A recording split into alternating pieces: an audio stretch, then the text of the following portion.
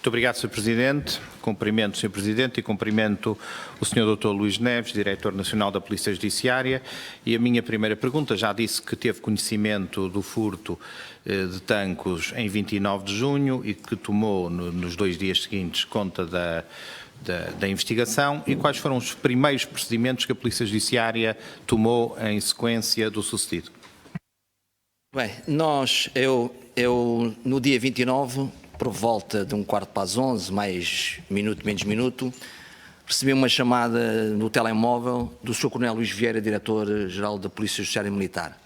Eu estava com outra chamada em linha, não atendi. Logo de seguida, mal terminou essa chamada porque estava em linha, ligou-me o anterior Diretor Nacional da Polícia Judiciária, Dr. Almeida Rodrigues, dando conta de que tinha ocorrido um furto e que a Polícia Judiciária, em Tancos, e que a Polícia Judiciária Militar precisava de falar connosco. Portanto, e pedia-me, e eu disse-lhe, olha, de facto tinha aqui uma chamada acabada de fazer que não foi atendida, do Sr. Coronel Luís Vieira, e vou já lhe fazer a chamada. E assim fiz essa chamada, deu-me conta que de facto tinha ocorrido esse furto em Tancos, perguntei-lhe o que é que precisava, imediatamente disponibilizei áreas técnicas da Polícia Judiciária, designadamente o Laboratório de Polícia Científica, a área da unidade de telecomunicações. Portanto, são áreas normalmente em que uma inspeção judiciária deste tipo necessitaria.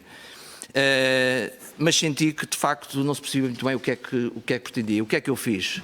Escolhi três pessoas com responsabilidade. Se a memória não me falha, todos eles tinham sido ex-militares e alguns até oficiais, em funções de coordenação, e foram para a Polícia Judiciária Militar.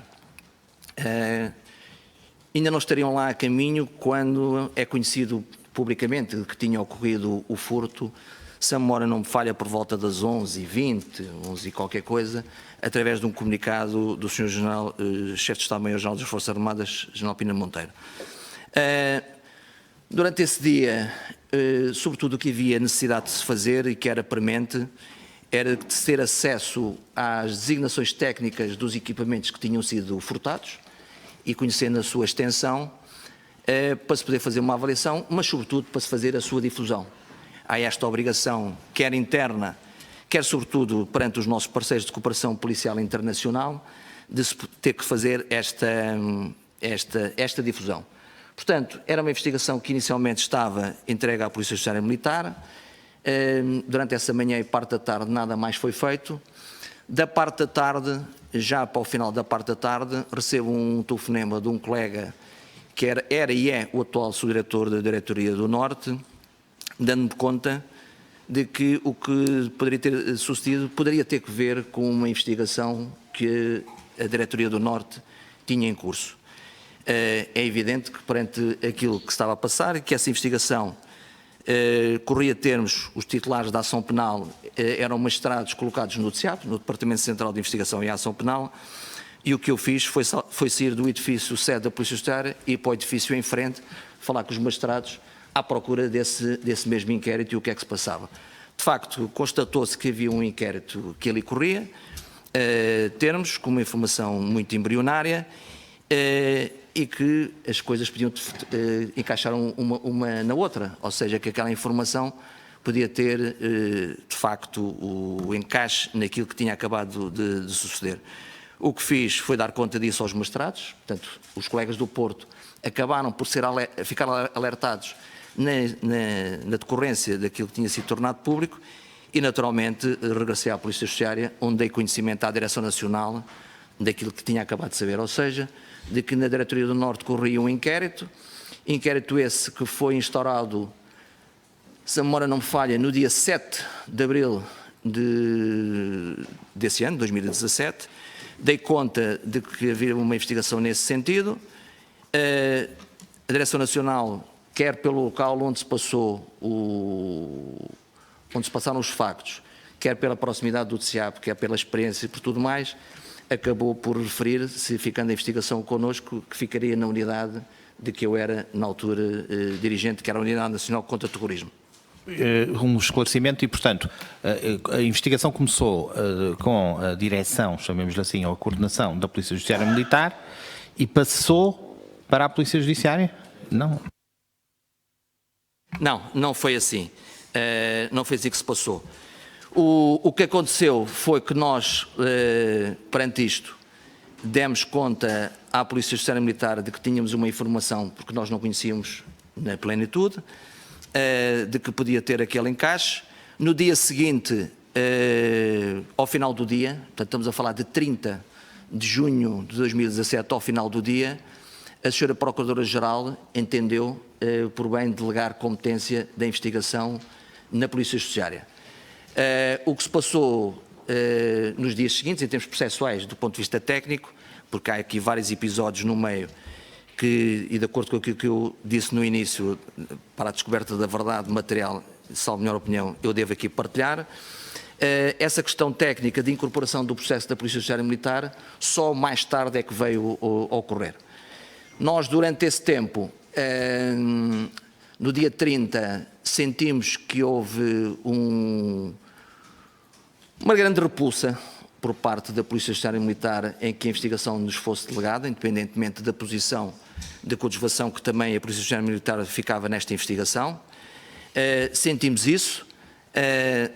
Peço desculpa, Sr. Diretor Nacional. Sentiu isso exatamente? Pode explicitar? Posso, porque quer salvar no dia 30, isto consta tudo. Eu há pouco acabei por não dizer, mas digo agora, e a razão de ser até das minhas primeiras palavras é que há documentação, e por isso eu, neste inquérito, muito provavelmente, ou de uma forma absoluta, eu serei testemunha neste mesmo inquérito. Porque sucederam-se um conjunto de reuniões, uns entre nós e a Polícia Judiciária Militar e outros connosco, a Polícia Judiciária Militar e os magistrados, que estão todas documentadas para se perceber o que é que se passou nesta mesma investigação. Portanto, nós partilhámos com a Polícia Judiciária Militar que de facto havia uma informação que podia ter relevância para o esclarecimento destes factos. No dia 30, conforme disse, ao final do dia, houve esta decisão da Sra. Procuradora-Geral da República, que comunicou ao Sr. Coronel Luís Vieira, enquanto diretor da Polícia Judiciária Militar, esta mesma factualidade. Não correu bem. Nos dias seguintes, nós voltámos a reunir, na procura de encontrar formas de nos articularmos na investigação, e sentimos sempre um grande obstáculo, um enorme obstáculo, por parte da Polícia Judiciária Militar, sobretudo pelo seu dirigente máximo, que já aqui referi, que transmitiu a com quem conosco lidava, que de facto estávamos perante crime que era da competência da Polícia Judiciária Militar e que não aceitariam facilmente esta decisão de atribuição da investigação como foi. No dia 4, este pormenor é muito relevante, no dia 4 de julho de 2017, então eu vou falar por hora, pelo menos em 2017, há uma visita a Tancos, onde o Sr. Coronel esteve e acabou por transmitir, e pelo menos foi aquilo que foi público cá fora, acabou por transmitir todas estas suspeitas no sentido de que se tivéssemos tido acesso à informação que ao fim e ao cabo tinha sido plasmada numa investigação no dia 7/4, talvez as coisas pudessem ter sido diferentes. Esse facto, permitam-me só dizer isto, esse facto que se passou nessa mesma data, 4 de julho, foi absolutamente catastrófico para a investigação, porque a partir daí a comunicação social teve acesso de facto ao que se passava e naturalmente fez o seu trabalho e procurou recolher mais e melhor informação e paulatinamente a nossa investigação acabou por ser destruída e esventrada de uma forma muito permanente. E essa comunicação do dia 4 de julho foi feita a quem, diante de quem? A 4 de julho nós não estávamos presentes em Tancos, foi um conjunto de pessoas que ali se encontravam, não sei se 20, 30 pessoas. O que é certo é que essa informação acabou por transparecer, porque nessa noite, num programa Salver da TVI, o comentador, o Sr. Dr. José Miguel Júdice, acabou por referir que as coisas podiam até ser mais... Pronto, nem entender que de alguma forma se passou o que nós sabemos que se passou, que foi a não comunicação. Portanto, o que significa que a partir daí passaram-se nesta mesma investigação 2 factos absolutamente, para mim, inéditos, que foi, por um lado, permanentemente trazer para a praça da opinião pública, para a comunicação social, um conjunto de factos que iam-se passando e um conjunto de factos a obstaculizar a nossa investigação por parte da Polícia Judiciária Militar. Em que é que se consubstanciaram esses mesmos factos? Em 2 ordens de grandeza. Por um lado, Aquilo que nós delineámos do ponto de vista estratégico, ainda no momento em que nós entendíamos que era possível levar esta investigação conjuntamente com os colegas da Polícia Judiciária Militar, tudo aquilo que era dito, passado 1, 2, 3 dias, aparecia replicado na comunicação social. Portanto, foi isto. Por outro lado, havia necessidade de nós termos acesso a um conjunto amplo de documentação próprio do meio militar e essa documentação tardava permanentemente em chegar. Portanto, nós sentimos que, de facto, a decisão do dia 30 de junho de 2017 da Sra. Procuradora-Geral foi uma decisão que não foi particularmente do agrado e bem aceita e levou a um conjunto de obstáculos que foram aqueles que acabei de referir. Muito obrigado, Sr. Diretor. Mas então, esse conjunto de obstáculos, ou pelo menos grande parte deles, consubstanciava-se na transmissão de informações que eram relevantes para a investigação. O Sr. Diretor não o pode afirmar, mas deixou aqui indiciado que seria por parte da PJ Militar ou alguém ligado à PJ Militar. Por parte dos elementos, eu não quero envolver a instituição toda da Polícia Judiciária Militar, portanto estão aqui em causa pessoas, não instituições, por parte dos elementos que estavam e, sobretudo, porque nos foi referido que, por parte do dirigente máximo, havia grande dificuldade em aceitar esta relação connosco. Muito obrigado. E no decorrer da investigação, sentiu constantemente também esse tipo de obstáculos de que falou? E esses obstáculos eram de outra índole ou da transmissão apenas de informação?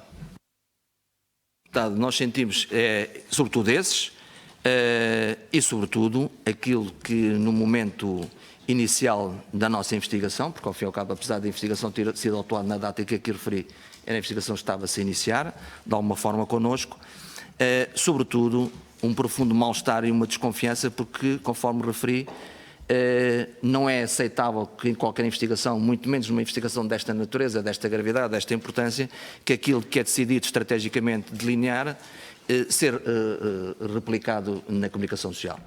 Nós temos, não é qualquer, portanto é público, nós temos um trabalho feito do ponto de vista daquilo que foi feito na investigação, daquilo que foi noticiado e a sua causa e o seu efeito, e é de facto um trabalho absolutamente, na nossa opinião, devastador para aquilo que se passou e daquilo que eu agora estou aqui a dar conta. Portanto, Sr. Diretor, se bem estou a compreender, não foi apenas um conjunto de obstáculos à investigação, podemos falar de alguma forma de boicote da própria investigação. Nesse momento é evidente, se eu peço, tem que ver com uma questão profissional. Nós muitas das vezes temos que nos colocar à data dos factos. Hoje, passado este ano e meio, quase 2 anos do início da questão e depois do que se passou, e com mais informação e com aquilo que soube, se calhar é mais fácil. Mas à data dos factos, nós não queríamos acreditar naquilo que estava a suceder. Eu vou dar outro exemplo para se tentar perceber. Nós, a partir do momento em que a entidade máxima, a Sra. Procuradora-Geral da República, decidiu que a investigação nos era atribuída, solicitámos numa das reuniões, onde estavam presentes os 2 magistrados titulares da ação penal, portanto isso está documentado, solicitámos que os objetos que tinham sido apreendidos e que tinham sido recuperados naquilo que tecnicamente designamos de inspeção local do crime, nos pudessem ser aportados, não só porque a investigação era nossa, mas por outro lado, porque é bom de saber que o Laboratório de Polícia Científica da instituição da qual eu sou o dirigente neste momento, tem outras capacidades que o Laboratório da Polícia Judiciária Militar não tem. Portanto, e nós queríamos fazer outro tipo de exames, queríamos potenciar esses mesmos exames numa perspectiva de num futuro próximo, tão próximo quanto tivesse sido possível, conseguirmos esclarecer os factos para depois haver uma confrontação. E o meu colega, atual Diretor Nacional Adjunto, à data responsável do Laboratório de Polícia Científica, com quem tínhamos uma relação permanentemente franca, aberta, tal qual agora, se me permitem, ainda esta semana passou, nos é pedida a colaboração de formação, portanto, com o atual dirigente, e que nós vamos, naturalmente, prestar essa formação, como outros aspectos que têm a ver com a nossa relação com esta instituição. O que é certo é que o meu colega falou com o Sr. Coronel Luís Vieira, que já se conhecem há muito tempo, e foi absolutamente destratado relativamente à entrega desses objetos. Portanto, o que nós sentimos, isso... Isso destratado, peço desculpa. Sim, destratado, e depois, de facto, estava acompanhado com outras pessoas, e a conversa não foi propriamente uma conversa elegante e aceitável, minimamente aceitável, quando estamos a tratar entre parceiros do mesmo ofício. E essa situação era inusitada ou noutros processos, noutras investigações, já tinha sentido essa falta de colaboração ou até mais do que isso? Isto é, esta falta de colaboração, este quase boicote que nos está aqui a narrar, já tinha acontecido alguma vez? Já tinha tido percepção disso? Não, não tinha tido essa percepção, e permitam que eu diga, a Polícia Judiciária, a minha unidade não tinha propriamente muita relação com esta instituição. Eu conheci o Sr. Coronel já de outras ocasiões, tínhamos uma relação cordial, tínhamos o telemóvel um do outro, podíamos falar um com o outro, era absolutamente normal. Sabia que havia outras investigações que tinham corrido com outros colegas, inclusivamente, num passado até recente, tinha corrido uma investigação sobre tráfico de armas com colegas no Porto e com colegas da Polícia Judiciária Militar do Norte, em que abriram mão, a própria Polícia Judiciária Militar abriu mão da investigação que tinha, porque a nossa estava mais avançada. Estamos a falar de tráfico de armas de calibre de guerra, algumas delas. Tínhamos uma ação encoberta e que levámos a muitos detidos, e envolvia alguns militares que foram detidos nessa data. Portanto, a relação era uma relação franca, aberta. Nós temos protocolos já antigos e sedimentados com a Polícia Judiciária Militar, ao nível da partilha e troca de informações, ao nível da formação. Tenho aqui um documento que até recentemente já o referi há pouco, que nos é pedido. Portanto, nós nunca tínhamos sentido aquilo que sentimos, nem eu nunca tinha sentido este comportamento por parte de qualquer parceiro, por parte de qualquer força e serviço de segurança. E permitam-me, que eu acho que o devo dizer, eu trabalho na instituição há cerca de 24 anos. Trabalhei até agora ser dirigente máximo da instituição. Fiz toda a minha carreira na Direção Central de Combate ao Banditismo, na Unidade Nacional contra o Terrorismo. Nessa área, trabalhámos sobretudo crimes de natureza violenta, o terrorismo, a questão dos extremismos. Portanto, apanhámos toda a lógica a seguir às FPs 25 de abril dos anos 80, ficámos. E dentro do trabalho que a instituição tem, a Polícia Judiciária tem, é este o trabalho, a atividade que, por vezes, maior grau de potencial conflito se pode colocar entre força e serviço de segurança, quer no âmbito da Intel, com os nossos serviços de informações, quer no âmbito do terreno com os outros parceiros. E isto não é matemática, não é um serviço que a gente possa dizer onde é que começa a competência de onde é que acaba. Há momentos em que as coisas não são assim no terreno. Nós nunca sentimos, nem de perto nem de longe, um comportamento e uma atitude destas. Eu estive, permitam-me também que eu diga, a seguir à Expo 98, fiz parte de todas as estruturas de coordenação de organização de grandes eventos, representei a Polícia Judiciária, onde conheci todos os outros parceiros em diferentes níveis. Eu nunca tinha visto uma coisa destas.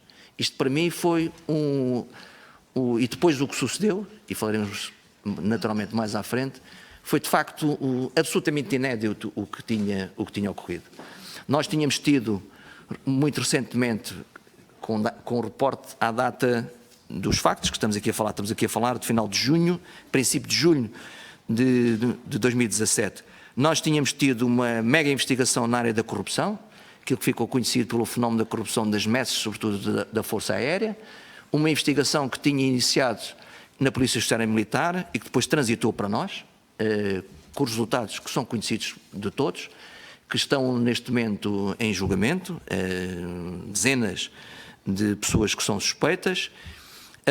Naturalmente, colocam-se às vezes questões difíceis, de alguma defesa corporativa ou não, mas nós nunca tínhamos sentido. E eu quero dizer aos seus deputados que essa investigação na área da corrupção, que foi a última grande investigação que nesse nível se colocou, que eu próprio tive o cuidado, sabendo que vinha aqui e tinha esta obrigação de elucidar os seus deputados daquilo que se passou, falei com os meus colegas da área da corrupção e disseram que as coisas não são de facto, as relações não são de facto extraordinariamente, há sempre um ou outro problema, mas nem de perto nem de longe era expectável que uma questão destas pudesse ter sucedido.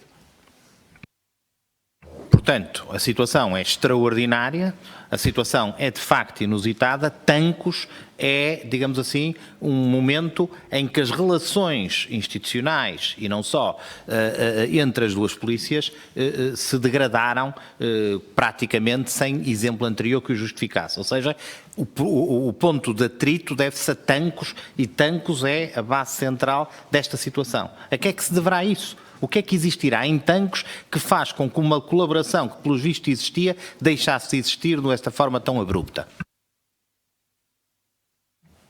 Se me permite, Sr. Deputado, a questão, e agora é fácil de falar, não tem que ver com instituições. Não tem que ver com instituições. A Polícia Judiciária Militar tem umas dezenas de trabalhadores, de investigadores, que nos merecem todo o respeito pela sua dignidade e pela honradez que sempre tiveram e que têm tido. E sobretudo neste caso. Mas eu tenho uma explicação, se calhar, ou pelo menos tenho a obrigação de dar aquilo que pode ser a explicação. Vamos lá ver, a Polícia Judiciária Militar, nesse tempo, tinha estado debaixo dos holofotes e de algum conflito, se calhar até com as próprias Forças Armadas, designadamente por causa da questão dos comandos. A Polícia Judiciária Militar tinha algumas investigações relevantes relativamente ao furto de armas que não tinham sido bem sucedidas. Eu vou contar, se me permitem, este episódio porque é relevante para nós tentarmos perceber, para eu responder concretamente à questão que o Sr. Deputado me coloca.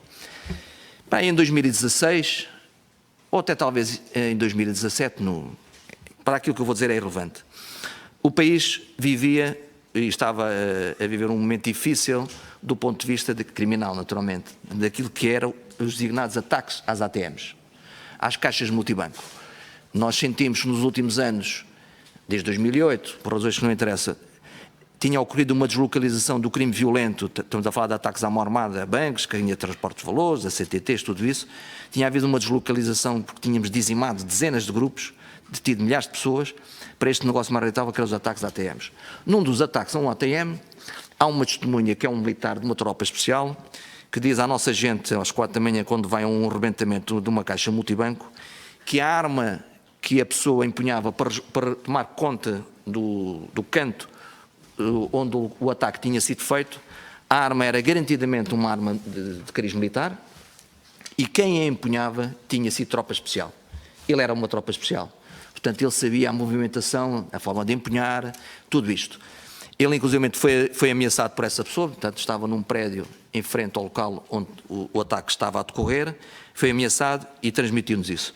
Deu-nos a indicação à nossa gente da altura da pessoa, da raça da pessoa e a descrição da arma. Os inspectores, a equipa que tinha esse facto, precisava de ter acesso aos militares que estavam na carregueira no momento em que as armas tinham sido furtadas aqui há uns anos na carregueira. Porquê? É fácil. É fácil perceber porque a pessoa em questão tinha uma altura apreciável, tinha uma raça que era possível excluir outras. Portanto, o que é que nós queríamos saber era se em determinado período do ataque à carregueira havia um conjunto de pessoas com aquelas características, porque provavelmente aquela arma era dali e nós tínhamos aqui uma ponta para a nossa investigação. Eu falei com o Ministério Público aqui em Lisboa, que trabalha na área dos crimes ligados à Polícia Judiciária Militar, era um inquérito que estava arquivado, e senti pela primeira vez na minha vida profissional, que eu tive sempre uma relação muito ligada aos processos, muito ligada à magistratura, às outras polícias para resolver problemas, portanto foi toda a minha vida até ser dirigente daquela unidade, até 2007, foi sempre procurar resolver problemas, senti que por parte da senhora magistrada que havia ali um rebuço em facultar-me o acesso ao processo, se dissesse que o processo estava arquivado. E eu disse, olha, não vejo qual é o problema, porque ou a senhora me apresentou ou me permite a consulta ao inquérito, ou por escrito, eu peço o processo confiado, a figura do processo confiado, ou nós vamos ir consultar o processo. O que é certo, fiquei de pensar como é que disse que falaria com a diretora do DIAP, com quem temos uma relação excepcionalmente boa. Passados 5 minutos, recebo um telefonema do Sr. Coronel Luís Vieira. Dr. Luís Neves, então, mas tem alguma informação relativamente à questão dos comandos? Ou seja, o inquérito estava arquivado E o que o dirigente da Polícia Judiciária Militar pensou foi que eu tinha informação para esclarecer o furto das armas e estava-se a sentir de alguma forma ultrapassado. E eu disse, não, Sr. Coronel, não temos informação nenhuma, se tivesse nós já vos tínhamos dado a informação, não há nada disso. O que há, e expliquei aquilo que há bocado partilhei com os senhores deputados, é que nós temos uma situação desta, um ataque com a ATM, provavelmente pode ser um homem vosso que esteve lá, nós precisamos saber a lista das pessoas que na altura estavam a trabalhar, e para saber pela altura e pela raça que era possível excluir, chegámos a uma aproximação maior, para nós podermos encontrar ali um caminho. Tudo bem, não há problema nenhum, eu resolvo isso e vou mandar aí uma pessoa. Passados 2 ou 3 dias, apareceu-me aqui já num edifício novo, portanto já foi, já mais recentemente, apareceu ali, foi aí que eu conheci, o Sr. Major Pinto da Costa, que trabalha na Polícia Judiciária no Porto, com um sargento da GNR, mas que estava a prestar funções na Polícia Judiciária Militar, para vir falar comigo. E eu voltei a dizer a mesma coisa, nós não temos nenhuma informação que permita esclarecer o furto das armas de calibre de guerra, dos comandos, da carregueira. E disse, passou-se isto. Eu até hoje ainda estou à espera que essa listagem de quem trabalhava nos comandos me chegue ou me seja remetida, porque tinha sido dito que ia ser remetida. Nós, entretanto, com o decurso do tempo, acabámos por resolver o problema, esses grupos acabaram por ser desmantelados e nós, não quero faltar à verdade, nós ao longo desse tempo acabámos por recuperar 2 ou 3 dessas armas, sempre associadas aos ataques às ATM. Estamos a falar de armas de calibre de guerra, de armas que foram furtadas em instalações militares, designadamente nessa, e sempre que uma arma dessas era por nós encontrada, naturalmente a Polícia Judiciária Militar era a primeira instituição a poder ser contactada, também para perceber em que circunstancialismo é que essa arma apareceu. Portanto, de alguma forma, dei aqui conta aos seus deputados, quer a nossa relação anterior, quer a nossa relação atual, de um total desconhecimento de outras situações. O que é que nós, agora, com maior frieza, o que é que se pode? É que houve ali o período da questão da morte dos comandos, houve ali uma outra questão que terá causado algum desconforto, não sabemos se relativamente ao colégio militar, qualquer coisa que se tenha passado, portanto alguma conflitualidade, e de facto a Polícia Judiciária Militar, neste caso o seu líder Mazo, fazia questão de que fossem eles a descobrir. Mas há aqui outra questão que nós na altura, e este eu peço desculpa, mas permitam-me, eu acho que tenho essa responsabilidade, porque eu conheço os factos e os senhores deputados não os conhecem, tenho essa responsabilidade de dizer isto. É que nessa data, 29, 29, 30, o Sr. Coronel Luís Vieira ficou a saber que havia uma informação que permitia eventualmente esclarecer os factos. E essa informação era a informação que constava do processo da Polícia Judiciária. E ele permitiu transmitir essa informação, portanto esta é a análise fria e objetiva, de alguma forma, que é feita, e o Sr. Coronel Luís Vieira percebeu que tinha ali a possibilidade de vir a esclarecer aqueles factos. Portanto, é isto que nós vemos, portanto, um momento de alguma necessidade de justificar perante a estrutura militar da possibilidade, da capacidade de resolver esses mesmos factos, a possibilidade de ter acesso à informação e, sobretudo, o histórico recente relativamente àquelas 2 ou 3 situações que acabei de referir, foram tudo situações que, de alguma forma, colocaram no espírito de que poderia rapidamente esclarecer os factos e, de alguma forma, a decisão da Sra. Procuradora-Geral acabava por mitigar essa situação. Sendo certo que nos primeiros momentos, nos primeiros dias de reunião, a Polícia Judiciária sempre disse que esta investigação, e estamos a falar dos primeiros momentos, era para levar a cabo com a Polícia Judiciária Militar. E disse inclusivamente ao dirigente que representava a instituição, disse sempre que para o bem e para o mal nós devíamos estar juntos nesta mesma instituição, por todas as razões. Porque nós dominávamos a parte externa, tínhamos a informação, dominávamos a parte externa, sabíamos o que é que constava e, sobretudo, a Polícia Judiciária Militar conhecia todos os canais, todos os mecanismos, as pessoas, as rondas, portanto, tinha acesso direto e muito mais facilitado a informação que nós não teríamos. Portanto, seria muito pouco inteligente da nossa parte ter colocado a Polícia Judiciária de lado, porque era, se isso tivesse sucedido, era de facto matar a investigação. Mas o Sr. Diretor Nacional, independentemente de existirem situações como essa que descreveu agora mesmo, Tancos é uma situação especial, isto é, há uma má vontade, há uma repulsa, foram as suas palavras, e eu pergunto-lhe, já foi aventada aqui nesta comissão de inquérito, até a hipótese de questionar a existência da Polícia Judiciária Militar. Tem alguma opinião sobre essa matéria? Sr. Deputado, a Polícia Judiciária Militar é uma instituição do Estado, é uma instituição parceira e a posição da Polícia Judiciária é de que com os nossos parceiros nós colaboramos. Eu disse aqui há pouco, temos uma ligação muito antiga a esta instituição, temos uma relação que neste caso está pautada pela desconfiança nas pessoas que foram constituídas arguidas e que foram alvos de detenção, que estão com medidas de coação distintas uns dos outros, naturalmente têm a sua responsabilidade e nós continuamos a contar com esta mesma instituição. Muito obrigado, Sr. Diretor. A denúncia, aliás, que foi aqui já confirmada pelo Sr. Diretor, que foi feita em 7 de abril de 2017, alertando para eventuais ações na Zona Centro em instalações militares que poderiam configurar aquilo que se veio a passar em junho com a denúncia de Tancos. Pode-nos contar exatamente como é que surgiu essa denúncia e o que é que foi feito em seguida em relação a essa denúncia? Sr. Deputado, contrariamente àquilo, eu quero dizer de antemão que eu não visualizei nenhuma das pessoas que aqui anteriormente estiveram, não visualizei ninguém por uma questão de tempo e até por uma questão de respeito àquilo para não ficar sugestionado, mas fui lendo algumas questões. E eu quero dizer aos seus deputados que não se trata de nenhuma denúncia anónima escrita, portanto não há nenhum documento escrito, neste caso, há noutros, neste caso não. O que há é uma fonte humana que transmite, que se recusa, sob pena, naturalmente, aquilo que todos nós percebemos, a poder ser identificado e que transmite uma informação, é uma informação que não é muito rica em elementos, mas que permite iniciar uma investigação. Conforme tem as características de alguma forma vagas, portanto não diz nem concretamente nem onde, nem o quando, nem o como, nem de que forma, nem conivências, portanto está despida dessas informações, mas permitiu que a mesma pudesse ser introduzida e registada como inquérito.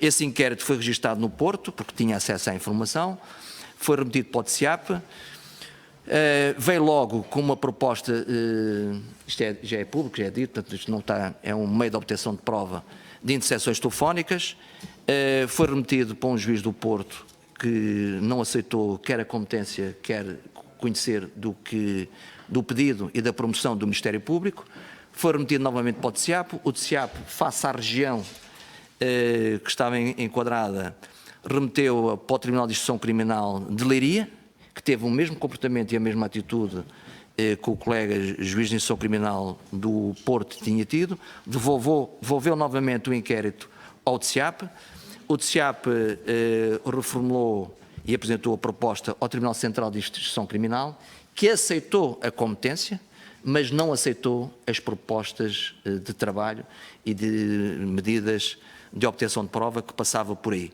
E nisto aconteceram os factos. Se me permite, só para que isto é importante, dizer o seguinte: quem de alguma forma teve acesso à informação foi quem estava na investigação que há pouco falei, de tráfico de armas com a Polícia Judiciária Militar. Que estava nessa investigação, que correu muito bem, e que transmitiu esta mesma informação à Polícia Judiciária Militar na pessoa do Sr. Major Pinto da Costa. Portanto, esta informação, quando foi obtida por parte da Polícia Judiciária e foi escrita nestes termos, foi transmitida desta forma e por isso se compreende que passados alguns meses, estamos agora já a falar de 28, 29, se compreenda que a Polícia Judiciária Militar soubesse da existência desta informação. Sr. Diretor Nacional, para que fique completamente claro, aquilo que nos acabou agora de dizer é que a Polícia Judiciária Militar sabia da denúncia que foi feita, dos termos e, eventualmente, de todos os seus contornos e que, portanto, estava ciente desses factos à data da prática do roubo. Desculpe, Sr. Deputado, porventura fui eu que me expliquei mal. Disse que foi o seguinte: o nosso investigador que obteve esta informação transmitiu esta informação ao Sr. Major Pinto da Costa.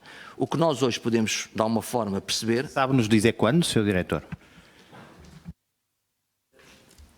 Terá sido relativamente pouco tempo depois de a ter obtido.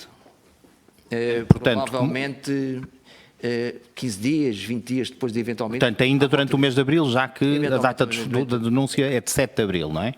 É para aí que se aponta, sim. Portanto, bastante tempo antes ainda do roubo de tanques. Sim, sim. E, portanto, não carecem de qualquer sentido e significado as alegações de que a Polícia Judiciária Militar não tinha conhecimento dessa denúncia. Sr. Deputado, a conclusão que se chega é que o Sr. Major Pinto da Costa não terá credibilizado ou transmitido a informação à hierarquia. Porque se o tivesse feito, naturalmente as coisas poderiam ser diferentes.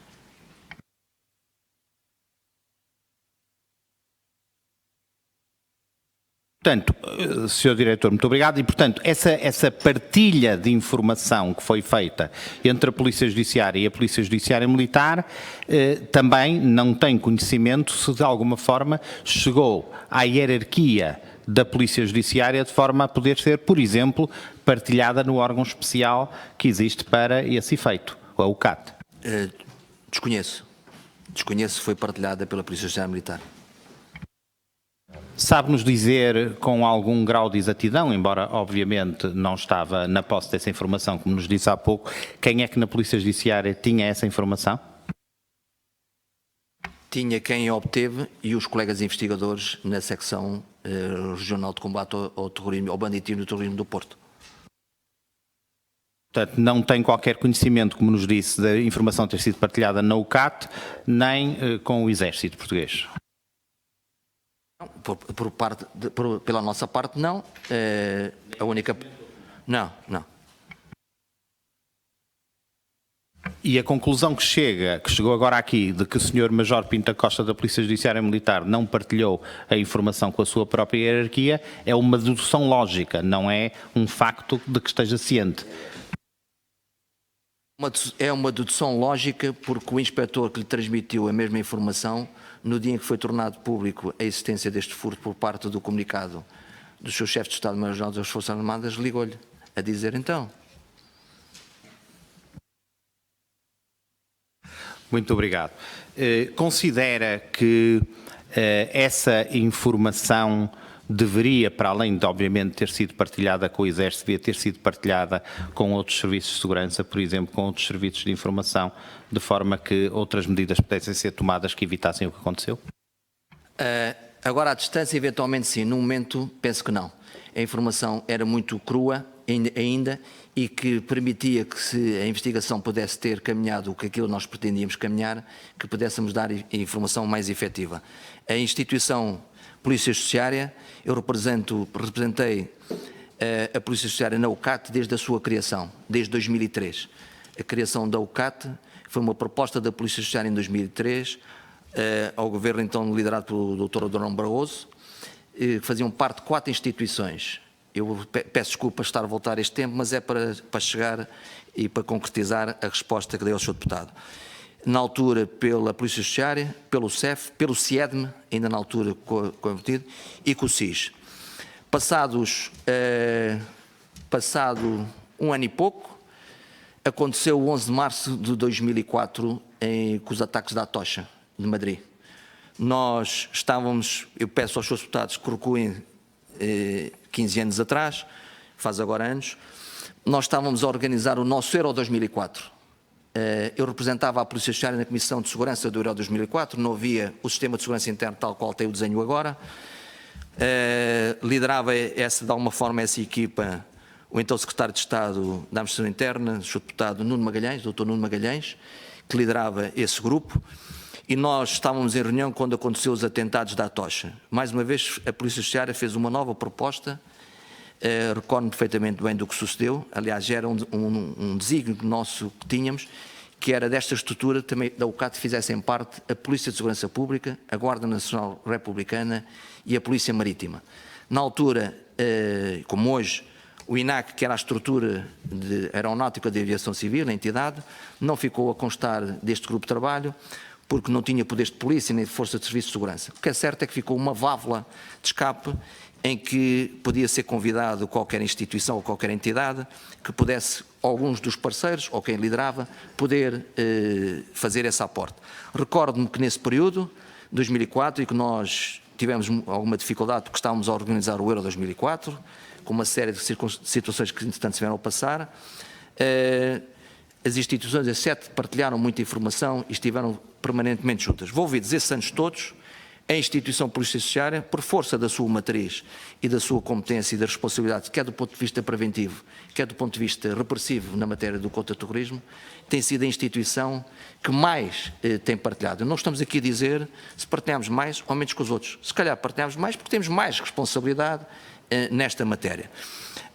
E quero também dizer, porque também li ou constou-me, aqui uma questão relativamente aí a uma questão que às vezes é endeusada, e numas vezes bem, noutras vezes mal, que é a questão do segredo de justiça. O segredo de justiça, eu ao longo da minha vida e da minha carreira conseguimos sempre equilibrar a partilha da informação na UCAT, respeitando a questão do segredo de justiça. Há momentos em que a segurança interna está em causa e em que o segredo de justiça tem que decair, sem que os parceiros a quem a gente partilhe a informação a coloquem na rua. Portanto, isso é uma falsa questão relativamente à questão do segredo de justiça e à questão dali não se partilhar. Ao longo da minha carreira temos N situações em que a partilha de informação ou naquele fórum, ou diretamente com forças e serviços de segurança, estamos a falar de serviços, estamos a falar de polícias, de forças de segurança, permitiram ter sempre um upgrade quer para a segurança interna, quer para a própria investigação. Por vezes não é legítimo e não é às vezes saudável estar-se a colocar o pedido do cumprimento determinado das diligências, sem que se explique aos parceiros da razão de ser, do porquê que as coisas se fazem.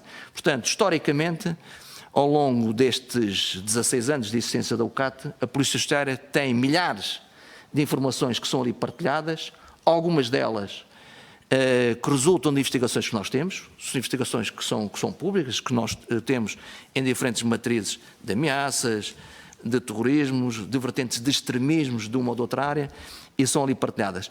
Essa informação, nessa data, não foi porque não foi comunicada, não foi porque, conforme disse, não tinha propriamente a massa e os meios que lhe permitisse efetivar e, naturalmente, se a investigação se tivesse tido desenvolvimento como os colegas do Porto esperavam que tivesse, naturalmente haveria elementos mais concretos que podiam aí sim ser efetivados. A partilha foi, de facto, a quem tinha que ser, conforme aqui há pouco referi. Deixe-me dizer-lhe em nome do Grupo Parlamentar do PSD, se me permite até de mim próprio, o grande alívio que sinto em saber isso que nos acabou de dizer, porque de alguma maneira de outras audições ficou a ideia que aquilo que estava em segredo de justiça, ainda que pudesse pôr em causa a segurança, de forma até dramática, pura e simplesmente não sairia dali. Mas ainda bem que o Sr. Diretor Nacional nos diz aquilo que acabou de dizer. Na primeira reunião da UCAT sobre o roubo de tanques, a 30 de junho, 2 dias, portanto, depois do assalto, o SIS terá fornecido ou terá dado notícia de uma lista de compras escondida de organizações terroristas internacionais e que de alguma forma corresponderiam a parte do material que teria desaparecido de tanques. Pergunto-lhe, se esta denúncia de que estamos a falar tivesse sido conjugada com esta lista de compras e tivesse sido partilhada, teria ou não teria existido uma solução completamente diferente, ou este caso teria outros fechos. Mas, se esta lista de compras, já que ela veio do SIS, se na UCAT foi dito ou não que o Sr. Primeiro-Ministro tinha conhecimento desta lista de compras de armas. Não, Sr. Deputado, essa lista foi verbalizado que de facto haveria uma lista de compras, mas essa lista de compras nunca foi de facto apresentada, nenhuma coisa tinha que ver com outra. Peço desculpa, foi portanto referida, mas nunca foi apresentada a lista de compras. Foi dito que existia e correspondia às armas roubadas. Que não correspondia às armas roubadas, que havia de facto uma lista próxima com alguns equipamentos, mas nem de perto nem de longe corresponderiam às designações técnicas de cada um desses equipamentos. Muito obrigado. Em relação agora, o tempo é escasso.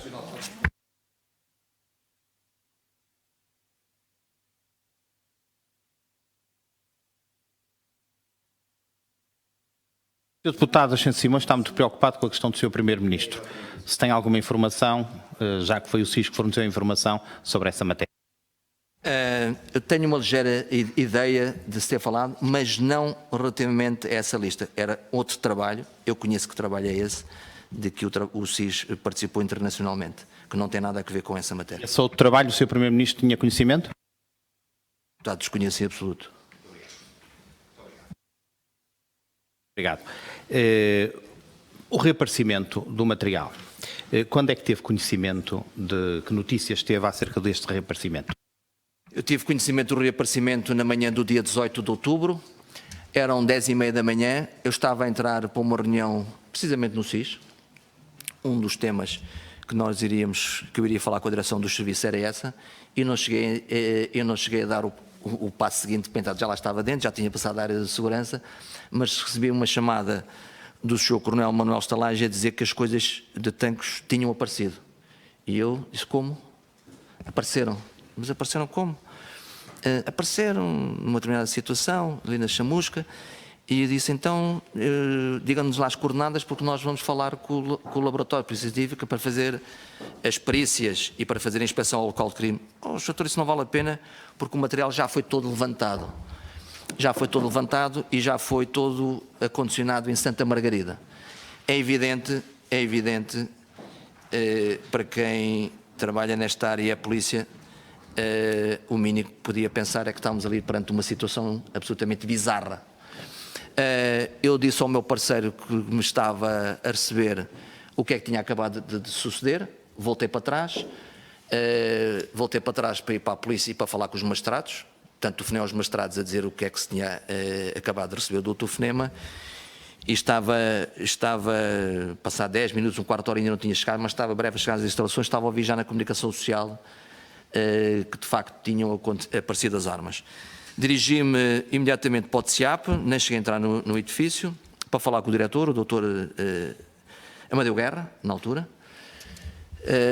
e os magistrados, que naturalmente ficámos incomodados, não com o aparecimento, porque sabíamos poucos pormenores relativamente ao aparecimento, e de alguma forma, pronto, há aqui uma questão que é, pelo menos as coisas apareceram, e o resto se verá, mas é evidente que estavam absolutamente incomodados, para utilizar uma expressão educada, porque não só não tinham comunicado às horas em que supostamente o achamento tinha sido dado, de madrugada, como não tinham permitido que a inspeção do local do crime tivesse ocorrido, e sobretudo porque desrespeitaram a ordem e o despacho de delegação de competências do Ministério Público. Portanto, foi isso que se passou. O doutor Amadeu Guerra, enquanto diretor do TSIAP, tentou falar por várias vezes, por escrito e por mensagem, com o diretor da Polícia Judiciária Militar. O que é certo é que nunca conseguiu que tal sucedesse. É evidente que nós estávamos interessados em fazer um conjunto de diligências de recolha de prova técnica, com os meios que eu logo no início referi, quer do ponto de vista pericial do Laboratório de Polícia Científica, portanto estamos a falar de uma inspeção local do crime, com todas as valências que este mesmo Laboratório de Polícia Científica tem, quer com meios técnicos, para perceber efetivamente o que é que se tinha passado. Dirigimos-nos e chegámos a Santa Margarida por volta do meio-dia, e entre o meio-dia e as 4h30, 5 da tarde, foi-nos barrada a entrada e o acesso ao material que já estava acondicionado. Sendo certo que importa que fique bem frisado que um trabalho desta natureza põe em causa a recuperação de elementos de prova por parte da instituição que tinha a responsabilidade de conduzir a investigação. Levaram-nos ao local, os elementos da Polícia Judiciária Militar, designadamente o Sr. Major Brazão, levou-nos ao local onde supostamente tinha ocorrido o suposto achamento, que estava totalmente destruído do ponto de vista do local. Ao mesmo tempo, estamos a falar, depois da parte da tarde, 2h30, 3 horas, o diretor do TSIAP marcou uma reunião com a Polícia Judiciária Militar e com a Guarda Nacional Republicana, porque, de uma forma absolutamente como é que eu hei de dizer, para se procurar equilíbrio, estranho, uma situação que decorria de um telefonema anónimo dizer onde é que estava o material. A Polícia Judiciária Militar tinha acabado de emitir um comunicado antes do almoço a dizer que no decurso de uma investigação a Polícia Judiciária Militar, juntamente com a GNR, tinha levado à descoberta do material. Deixe-me só... Eu peço desculpa, poderias explicitar melhor? Houve um telefonema, a que horas terá sido esse telefonema e quando é que foi o comunicado? A Polícia Judiciária Militar diz que esse telefonema ocorreu entre as 2 e as 3 da manhã. Portanto, é uma chamada anónima. O que adensou mais as suspeitas de que estávamos perante uma encenação, portanto, adensou mais, é que se há uma chamada anónima a dizer vão lá buscar que as coisas estão ali, é um achamento, é um telefonema anónimo, é uma coisa que se passa. Mas é que por volta do meio-dia, depois de não falar com o diretor do DSIAP, a Polícia Judiciária Militar, eu tenho para aqui, emite um comunicado a dizer que foi no decurso de uma investigação, Polícia Judiciária Militar e uns elementos da GNR. Portanto, isso foi absolutamente estranho. Era preferível que se quisessem manter a encenação, que não tivessem feito comunicado nenhum, porque a pergunta que se coloca é assim, então, mas foi aqui, foi investigação ou foi um telefonema anónimo que ocorreu? Isso levou a que durante essa parte da tarde ocorresse essa reunião, não nos permitiram ter acesso ao material, até por volta das 4 e tal, 5 horas, isto está mais meia hora, é absolutamente, para aquilo que eu quero dizer, é relevante. E teve que ser o Ministério Público a impor-se, que estava presente na reunião, e a dar uma ordem ao oficial da Polícia Militar que ali estava, de que tinham sido emitidos mandatos para a autoridade judiciária competente, leia-se Ministério Público, para a Polícia Judiciária ter acesso ao material. Nós só tivemos acesso ao material, conforme disse, apesar de estarmos em Santa Maria por volta do meio-dia e pouco, só tivemos acesso ao material por volta já das 4h30, 5 da tarde. Portanto, quando chegaram ao local do suposto achamento, esse local, em termos probatórios, já estava completamente destruído, era inútil, já estava contaminado. Exatamente. E depois, durante cerca de 5 horas, foi barrado o acesso ao próprio material. Foi-lhe dada alguma justificação para isso? Não foi dado. Supostamente, aquilo que foi transmitido é que seria a hierarquia militar. Portanto, estamos a falar de duas estruturas completamente distintas. Estamos a falar da Polícia Judiciária Militar, que estava connosco, e da estrutura militar, foi que não permitiam o acesso, sendo certo que depois do decurso dessa reunião, que decorreu nas instalações do DSIAP, e que não correu muito bem porque houve algumas questões que o responsável, que tinha estado nesse achamento, leia-se Major Pinto da Costa, acabou por não conseguir responder a um conjunto de questões que nós colocámos, e eu já vou dizer quais, mas nessa reunião foi dada uma ordem expressa à Polícia Judiciária Militar que tinha que receber o mandado e tinha que permitir o acesso ao local.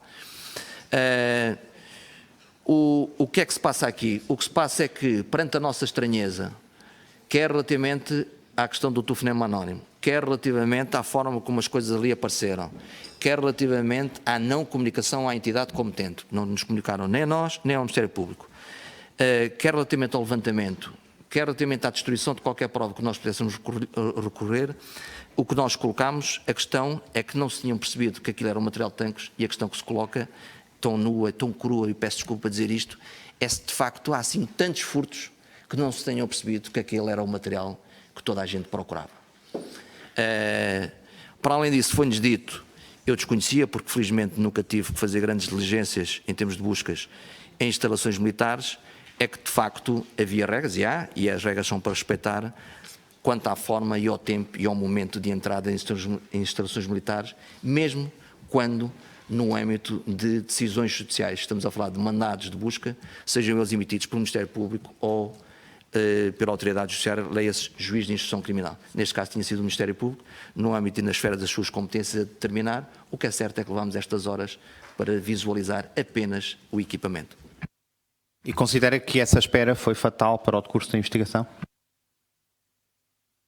Não, essa espera não foi fatal porque o comprometimento relativamente à prova naquele momento estava comprometido a partir do momento em que foi levantado e porque havia a encenação que felizmente no decurso da investigação foi todo ele desmontado. O que resulta daqui era a conclusão de um espírito de obstaculização e de criar dificuldade à investigação que tinha sido delegado por autoridade judiciária competente. Falou em factos bizarros, nomeadamente em relação ao reaparecimento, e falou em encenação. Essa encenação há arguidos constituídos, sabe ou tem informação de que, eventualmente, o Sr. Ministro da Defesa saberia dessa encenação? Sr. Deputado, eu desconheço em absoluto se conhecia essa informação ou não, mas eu posso, em bom rigor da verdade, dizer o seguinte: eu não sei se já era diretor nacional ou não, ou se já estava indigitado, mas em junho ou julho do ano transato, houve uma cerimónia que foi um seminário por um general francês que decorreu na Academia Militar sobre terrorismo, sobre a questão da utilização de forças militares na área da esfera da segurança interna. Eu normalmente sou convidado, sobretudo porque coloco as questões do terrorismo, e que está em cima da mesa também por nós, a questão da aprovação de um plano de coordenação das forças de serviço de segurança e as estruturas militares em matérias de exceção e em matérias de terrorismo, e fui convidado pelo General Vieira Borges para estar nesse evento. Estive nesse evento e à saída dessa conferência, que estavam toda a estrutura militar, sobretudo do Exército, vi pela primeira vez o Sr. Ministro da Defesa, que estava profundamente agastado com o facto de, por mais do que uma vez, teve aqui a responder a questões que os senhores deputados acabaram por colocar. E a questão, na altura já era possível dizer-se, a questão é que havia uma desconformidade entre aquilo que, de alguma forma, tinha informação e entre aquilo que era a realidade. E o que eu disse ao Sr. Ministro, tão simples quanto isto, portanto isto foi abertamente, é de que a informação que lhe tinha sido transmitida era a sua própria estrutura que estava em causa. Eu vou concretizar, que é para não se pensar que estamos aqui a falar de questões que não são concretizáveis. Por exemplo, o material apreendido no achamento, na chamusca, consta de um auto de apreensão da Polícia Judiciária Militar. E a Polícia Judiciária Militar, nessa data, também deu conta de haver uma desconformidade entre o auto que formalizou no dia 20 de junho, no furto, e entre aquilo que realmente ali apreendeu. Nós nunca falámos sobre esse aspecto, mas mais tarde, no âmbito da violação de um recurso, houve um órgão de comunicação social que teve acesso a essa desconformidade. A violação de um recurso, não se importa? Não, eu explico, é fácil. Isto é, no dia 27 e 28 de junho, no furto, é feito um auto descrevendo o que desapareceu. Passado um ano e alguns meses, é feito de um auto de apreensão relativamente àquilo que estava na chamusca e que foi transportado para Santa Margarida. Há uma desconformidade entre uma coisa, é pública, portanto isto já foi dito, já foi redito, já foi discutido aqui nesta grande casa, é mais do que discutido. Durante muito tempo essa matéria não foi falada, até que, com base numa matéria de recurso do Ministério Público para ter acesso a meios de obtenção de prova, foi focado que nós necessitávamos de determinados meios de obtenção de prova porque ainda faltava recuperar uma parte desse material. Essa decisão, que é uma decisão de março do Tribunal de Arração de Lisboa de 2018, passado algum tempo, acabou por também chegar a ser publicada num órgão de comunicação social. Portanto, houve esta desconformidade entre uma coisa e outra. E o Sr. Ministro, de alguma forma, e bem, estava agastado porque a informação que inicialmente lhe tinha sido transmitida, que tinha sido recuperar tudo, e foi aquilo que acabou por dizer, não correspondia à verdade. E a posição que eu ali tive foi que, de facto, não havia nada a dizer, tão somente de que, quando fosse chamado, designadamente, à Assembleia da República, que tivesse confiança na informação que lhe era transmitida. Eu aí não senti que, de facto, o Sr. Ministro estivesse minimamente a par de alguma teoria do achamento, conforme aquela que estamos aqui agora a tratar. Muito obrigado. Portanto, o achamento será uma encenação, nunca teve suspeitas que o próprio roubo, o furto, seria também uma encenação? Não. Uma questão muito simples, porque a informação inicial, apesar, conforme disse, ser uma informação pobre, acabava por corresponder... Eu peço desculpa, mas a minha pergunta deve ser o seguinte, é que disse que, será que há tantos furtos que se calhar não sabiam exatamente... Pela oportunidade que não para poder reconstituir. O que eu estava a dizer é de que a Polícia Judiciária Militar, naquela madrugada do telefonema anónimo, tinha a obrigação de saber que aquele era o material de tanques. Portanto, não podia, e sabendo que era um material de tanques, tinha a obrigação de nos comunicar a nós para fazer a inspeção e tinha a obrigação de comunicar ao Ministério Público. Portanto, isto ao fim e ao cabo não é uma provocação, mas é apenas um desabafo de dizer, mas raio, há assim tantos que vocês não percebessem que aquilo era do processo que está aqui a ser investigado por nós. Muito obrigado. Portanto, houve uma encenação, houve não apenas uma tentativa de fazer a conjugação ou de marcar território, mas houve mesmo uma encenação em relação ao reaparecimento e houve todo um conjunto de factos anómalos na investigação do próprio roubo. E eu já não lhe posso fazer mais perguntas, vou apenas terminar dizendo ao Sr. Diretor Nacional que, de facto, em nome do Grupo Parlamentar do PSD, queria felicitá-lo pela abertura, agora é a minha vez de dizer, inusitada, face aos depoimentos que foram aqui recebidos nesta comissão por parte de outros depoentes, no espírito de descoberta da verdade material. Muito obrigado. Foi colocada qualquer questão, mas quero agradecer as palavras que acaba de dirigir, mas é isso que é exigível a um funcionário público com a responsabilidade que eu tenho. Nem outra questão aqui se colocaria que não aquela que acabei de transmitir. Muito obrigado pelas suas palavras. Muito obrigado, Sr. Deputado Carlos Abreu.